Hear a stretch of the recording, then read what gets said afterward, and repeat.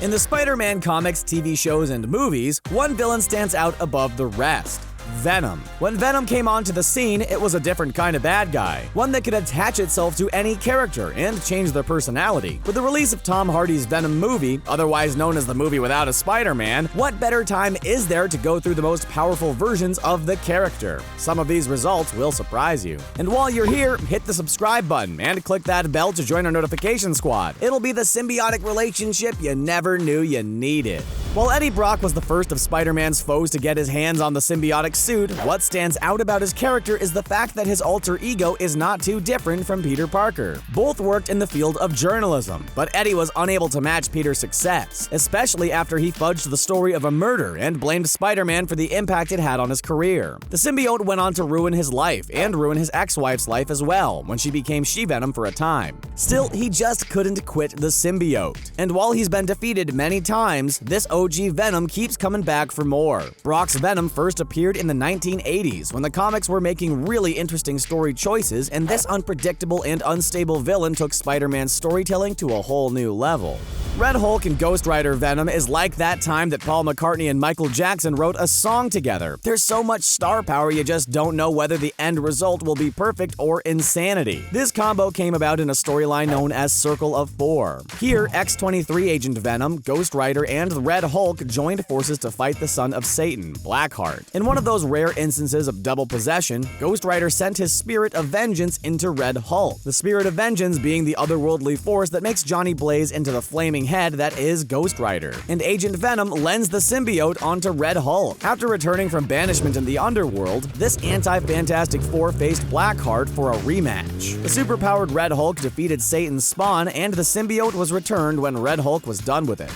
While not as insane of a mashup as the Ghost Rider Red Hulk Agent Venom, any combo of any creature with the Hulk is enough to cause crazy amounts of destruction many times over. Luckily, the symbiote only latched itself onto Bruce Banner in the single-issue storyline, What If the alien costume possessed Spider-Man. Spider-Man, who eventually started questioning the morality of his symbiote suit, went to the Fantastic Four's Reed Richards for analysis. But the suit eventually jumped off of Peter Parker when it saw how powerful the Hulk really was. Parker, without the powers of the suit, was exhausted and basically withered away while Hulk Venom went rampaging around. This all didn't last for long, however. With more brawn than brains, Venom decided to latch onto a host with both mind and muscle, Thor, and the Asgardian caused his own set of problems.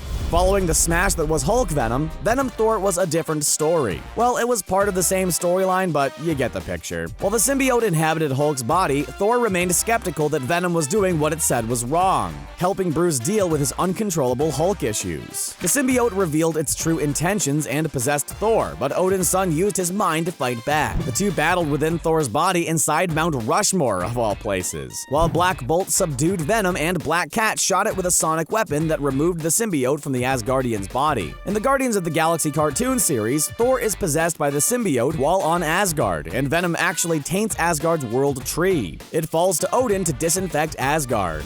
In the movie Logan, we finally got a glimpse of what the classic Old Man Logan storyline would be like as played by Hugh Jackman on the big screen. But how much more insane could it have been if the powers that be incorporated Old Man Logan Venom into the mix? Probably too insane, but add the following backstory to what you know about the Logan film and imagine the possibilities. The X-Men are sent 1,000 years ahead in time as part of the Apocalypse Wars storyline. It's there that Old Man Logan meets one of Apocalypse's 4 horsemen. Here, it's a strand of venom that attaches to Wolvie and won't let go without a bloody and disturbing fight. Thankfully, Jean Grey is on hand to psionically isolate the symbiote and hold it in place long enough for Iceman to subdue it. Pair one of Marvel's greatest and most unpredictable villains with one of the galaxy's greatest teams of heroes, and you get this mashup. One time when the Guardians worked with Agent Venom, aka Flash Thompson, things got dicey. The symbiote transferred from Flash to Groot, who started saying "I am Venom" in place of his normal catchphrase. Then Rocket got a dose of the symbiote and told everyone to get off the ship if they wanted to survive. In trying to subdue Rocket, Drax grabbed the raccoon and eventually became the most formidable Guardian to wear the alien suit until Quill spoke some sense to the Destroyer. The symbiote even overran Groot's homeworld, as seen in the Guardians of the Galaxy cartoon. Unfortunately, the only way to defeat Venom at that time was to destroy that planet. Imagine the leader of the free world under the control of a nefarious alien race. That seems right at home on a message board of an out-there conspiracy theory website, but it's also a SpiderMan storyline following Norman Osborn in the ultimate position of power. In a universe where a superpowered rebel known as Spider-Punk led a group of punk kids to fight the power, President Osborn thought he could rally the public and put down the dissidents once and for all. He donned what he termed the Variable Engagement Neurosensitive Organic Mesh, or Venom for short, and was only defeated when the Spider-Man of this particular universe sonically subdued him with a guitar solo to end all guitar solos. Norman Osborn's symbiote was basically taken to a literal stairway to heaven. Deadpool is already a hilarious and unpredictable character to begin with. Add the symbiote to the mix and you got a stew of insanity brewing. Wade Wilson and the symbiote first became acquainted in Secret Wars. Well, actually, they became acquainted in Deadpool's Secret Wars, which is like a Rosencrantz and Guildenstern are dead redo of the Secret Wars, which imagines Deadpool as a part of the classic 80s story arc, even though he actually wasn't there. It's a funny commentary on the nature of big event comics in general, and shows that the symbiote just couldn't handle Deadpool's crazy, quick-thinking mind. In a follow-up storyline called Back in Black, Venom and Deadpool joined with each other again. Unfortunately for the symbiote, Deadpool just thought Spider-Man was too cool to hate, and the alien eventually parted ways with Wade Wilson. Aliens don't just like to take over the bodies of dogs. Remember when dinosaurs ruled the Earth? It wasn't that long time ago. Basically, it was just since that time the Venom symbiote latched onto a frickin' T-Rex and went on a rampage. If only the powers that be at Marvel would take note and make a crossover pick with the people behind Jurassic World, then we'd be going somewhere. In a BA sequence from the Old Man Logan storyline, Logan and Hawkeye are in the middle of their cross-country road trip through a future ravaged by evil, when a T-Rex from the Savage Lands melds with the symbiote and follows old Wolverine and sightless Hawkeye in a chase for the ages. It wasn't until Black Bolt joined the fray and started speaking that the creature was defeated. Apparently, Black Bolt can do to symbiotes what opera singers can do to wine glasses. What's more intense than Venom running amok through a city? Venom running amok through a city in the future? In Spider-Man 2099, Miguel O'Hara has accidentally given himself powers identical to the Peter Parker of his past and our present.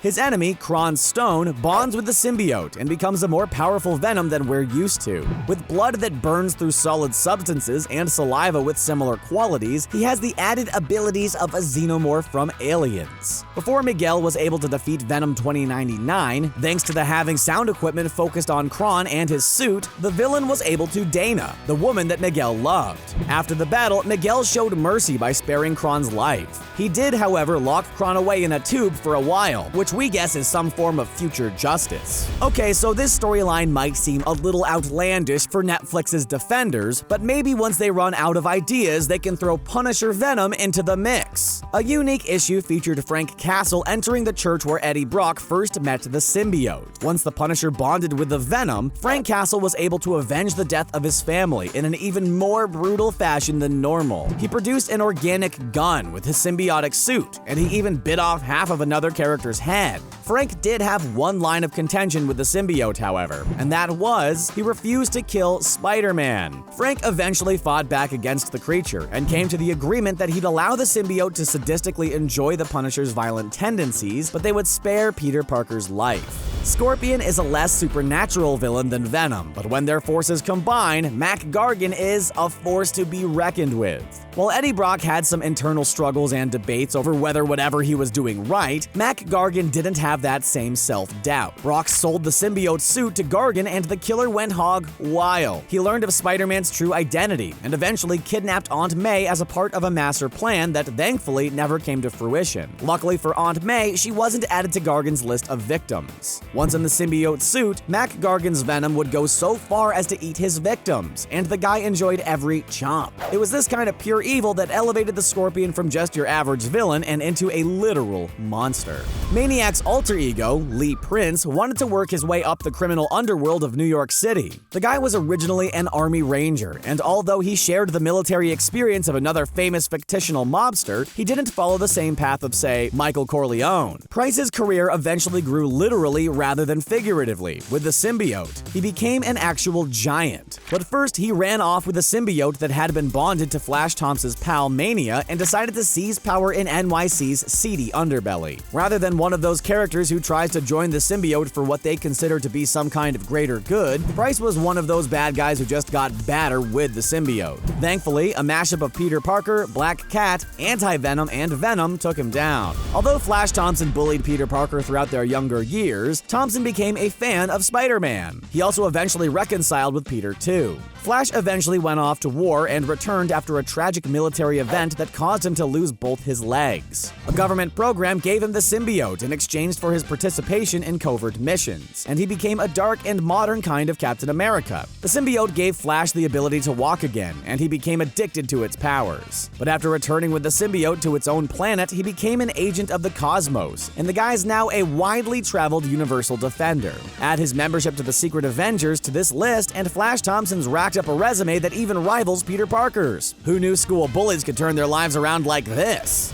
Look, before there was Gargan Venom or even Eddie Brock Venom, the symbiote became one with Spider-Man. During the classic Secret Wars storyline, Peter became acquainted with the symbiote suit on Battleworld. Sure, Dr. Octopus controlled his mind for a time while he wore the suit and used it to wreak havoc with the organic tentacles. And sure, the suit caused him to lose control of his emotions in a Dr. Jekyll/Mr. Hyde type situation.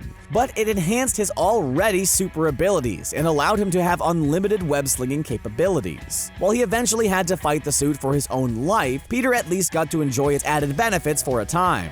Who could forget the improved dance skills of Spider-Man 3? When the symbiote isn't killing, it's the life of the party. At the end of the day, that's the best kind of power suit anyone could ask for. Of all the Venoms out there, which one is your favorite? And which one poses the biggest threat to our heroes? Let us know in the comment section below. And keep following ScreenRant for more videos like this one. Whether it's Marvel Studios or these in-between movies Sony releases, ScreenRant will be here to give you the background info and talk shop about your favorite superheroes and supervillains. See you around!